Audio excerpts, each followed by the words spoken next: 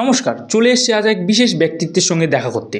রাজ্যের শেষের দিক থেকে প্রথম বীরমোহন উচ্চ বিদ্যালয়ের ছাত্র চানাচুর সেনগুপ্ত। 0.001 নম্বর হয়তো কম পেলে ফেলে করে যেত আমাদের এই চানাচুর সেনগুপ্ত। দাঁড়িয়ে রয়েছি তারই বেডরুমে। এই বেডরুমটা অন্য অন্য ছাত্রদের তুলনায় একদমই আলাদা, সেটা আসলেই বোঝা যায়। এই যে তোমার বেডরুমে দেখতে পাচ্ছি, এই যে লেখা আছে ইউ আর এ মাধ্যমিক ক্যান্ডিডেট ফরগেটেড। এটার মানেটা কি বোঝাতে চাচ্ছ তুমি? এটার পিছনে যে রহস্যটা রয়েছে সেটা আমি একটু খোলসা করে বলতে চাই। সেটা হচ্ছে যে ইউ আর এ মাধ্যমিক ক্যান্ডিডেট ফরগেটেড। এটার মেইন ব্যাপারটা হলো যে আমি সারাদিন প্রচণ্ড ব্যস্ত থাকি।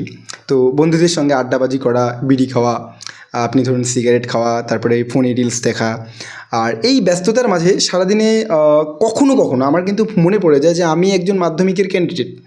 তো যখন মনে পড়ে যায় সেই মুহূর্তে কিন্তু আমি ডিপ্রেশনে চলে যাই এবং প্রচণ্ড একটা প্রেশার আমার মধ্যে কাজ করে যে আমি কি আদৌ পাস করতে পারবো কি পারবো না।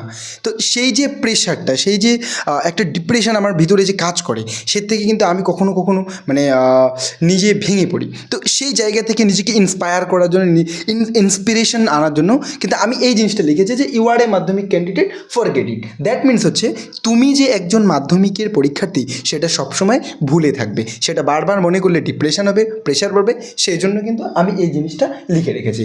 আমি রুমে যতবার আসি এটাকে দেখি এবং আমার মনে হয় যে না, মাধ্যমিক ক্যান্ডিডেট এই বিষয়টা আমার মধ্য থেকে বের করে দেওয়া উচিত এবং আমি সেইভাবে রিল্যাক্সে থাকি। এই যে তোমার বেডরুমে, এখানেই আমি দেখতে পাচ্ছি খনির প্যাকেট, বিড়ির প্যাকেট, সিগারেটের প্যাকেট। তো এটা তৃপ্তি বিড়ি। হ্যাঁ, তৃপ্তি বিড়ি। আর আমি চাচা খৈনিরই পছন্দ করি, ঠিক আছে। আর এটা তো নেভিকার, আপনি চেনেন। আরেকটা জিনিস লক্ষ্য করছি, এই যে তোমার বাথরুমের পাশে আমি লক্ষ্য করছি ইউ হ্যাভ বিড়ি and khaini so why cigarette. এটার মানেটা কি বোঝাতে চাচ্ছ? এটার মানেটা হলো যে দেখুন, আমি অঙ্কে খুব পাকা।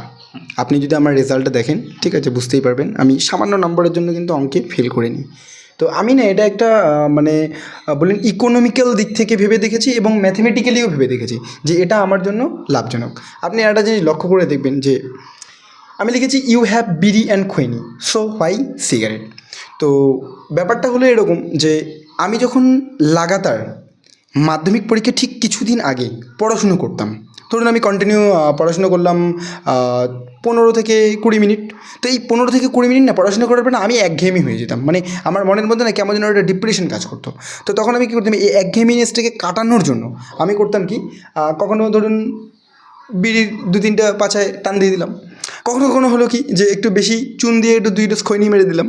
তো সেক্ষেত্রে একটা ব্যাপার হয় কি যে এই যে 15 বা 20 মিনিটের গ্যাপে আমি কিন্তু ধরুন বিড়ি, খৈনি এই জিনিসগুলো যে খাচ্ছি, তো এটার কিন্তু প্রাইস রেটটা আমার সিগারেটের সঙ্গে কিন্তু কম্প্যারিজনে কিন্তু কম হয়ে আসছে। সেটা ব্যাপারটা হচ্ছে আপনি দেখুন না, আজকে একটা ফ্ল্যাগ, আপনি তো সিগারেট খান, হবে নাকি বিড়ি? না, এখন না, ক্যামেরার সামনে এসব খাওয়া যাবে। তো ব্যাপারটা হলো যে আপনি একটা জিনিস লক্ষ্য করে দেখবেন যে মার্কেটে ফ্ল্যাগ বা নেভিকার্ড মিনিমাম আপনি 6 থেকে 7 টাকায় পাচ্ছেন একটা ফ্ল্যাগ বা সিগারেট। কিন্তু এক প্যাকেট হরিশ বিড়ি আপনি কত পাচ্ছেন? 10 টাকায় পাচ্ছেন, যেখানে ভিতরে মিনিমাম 20টা বিড়ি আছে। আপনি হিসাব করুন না, 15 মিনিট অন্তর অন্তর যদি আপনি 20টা বিড়ি খান, তাতেও কিন্তু আপনার তেমনটা লস হয় না, যেখানে আপনি সিগারেট খেলে কিন্তু আপনার অনেকটাই বাজেট ফেল হতে পারে। তো এখানে একটা প্লাস পয়েন্ট। এবং আপনি চাচা খৈনির কথা আপনি চিন্তা করেন, 5 টাকায় যেখানে আপনি নেভিগার্ড পাচ্ছেন, সেখানে কিন্তু 5 টাকায় আপনি এক প্যাকেট চাচা খৈনি যদি নেন মিনিমাম 20 ডোজ হবে। তো 20 ডোজের মধ্যে আপনি ধরুন, আপনি যদি 1 ডোজ খৈনিতে মোটামুটি আপনি যদি কোড়া করে চুন দেন, তো 1 ডোজ খৈনি নিলে কিন্তু আপনার 2 ঘন্টা কিন্তু মাথা ঝিমঝিম কন্টিনিউ থাকবে, ঠিক আছে। তো ফুল চিল। তো সেই জন্য আমি কী করেছি, আমি খৈনিটাকে প্রমোট করি এবং খৈনিটা খাই যাতে আমার পত্তা পড়ে। বাবা মায়ের ইকোনমিক্যাল দিকটাকে আমি লক্ষ্য রেখেছি, তার কারণ হচ্ছে সিগারেটের দাম প্রচুর বেড়ে গেছে। তো আমি এই খৈনি অ্যান্ড বিড়ি এটা দিয়ে কাজ চালাচ্ছি। আমাদের যে আমাদের বাথরুমের যে ফালা রয়েছে, সেখানে কিন্তু সবসময় দেখবেন একটা জিনিস যে সেখানে বিড়ি, আপনার খৈনি এগুলো কিন্তু রেডি করাই থাকে। আমরা সবসময় যে বাথরুমে হাঁকতে যাই সেরকম কোনো ব্যাপার নেই। কিছু কিছু ক্ষেত্রে ধরো 10-15 মিনিট পড়াশোনা করলাম, তারপরে ধরুন বাথরুমে গেলাম, বিড়ির পাশে 2টো টান মারলাম। তো এভাবেই ইকোনমিক্যাল দিকটাকে লক্ষ্য রেখে আমি বিড়ি এবং খৈনিকে প্রমোট করি, ঠিক আছে, সেটাই আমার চলে। তো এই জন্য আমি এই কারণে এখানে লিখে রেখেছি ইউ হ্যাভ বিড়ি and khaini so why cigarette. বাথরুমে যাওয়ার সময় যে আমার ওই জিনিসটা মনে পড়ে যায় যে আমার ফালার মধ্যে বিড়ি সিগারেট আছে, সিগারেট তো থাকে না, সরি, বিড়ি খৈনি আছে, সেখান থেকে নিতে হবে এবং 2 টান মেরে আসতে হবে। আমরা খুব গর্ববতী তোমার এই সুচিন্তক মনোভাব দেখে। বাবা মায়ের আর্থিক দিক মাথায় রেখে তুমি যে সিগারেটকে দূরে সরিয়ে দিয়ে বিড়িকে কাছে টেনে নিয়েছো, এটা দেখে আমরা সত্যি খুবই মুগ্ধ। পাস করার পর তোমাকে কেমন লাগছে? দেখুন, প্রথম কথা হচ্ছে পাস করার আমি যে পাস করব এটা কিন্তু আমি কোনোদিন ভাবিনি। আমার পাস করার খবর পাওয়ার পরে গ্রামবাসীরা আমার মায়ের কাছে দাবি করেছে যে রেহানার ডান্স দেখবে। তো আমার মা যোগাযোগও করেছে আম্বানি পরিবারের সঙ্গে যে কীভাবে রেহানাকে বাড়িতে এনে ডান্স করানো যায়। তো সব কিছু মিলিয়ে একটা আনন্দের পরিবেশ, ঠিক আছে, একটা খুবই মানে সুষ্ঠু পরিবেশ তৈরি হয়েছে বাড়ির চারপাশে। ঠিক আছে, আশা রাখবো যে 11-12টাও যেন আমি ধাঁধার সিজনে পাস করতে পারি। জীবনে অনেক বড় হও এই শুভকামনা রইল। ক্যামেরাম্যান চন্দুর সঙ্গে আমি বন্ধু।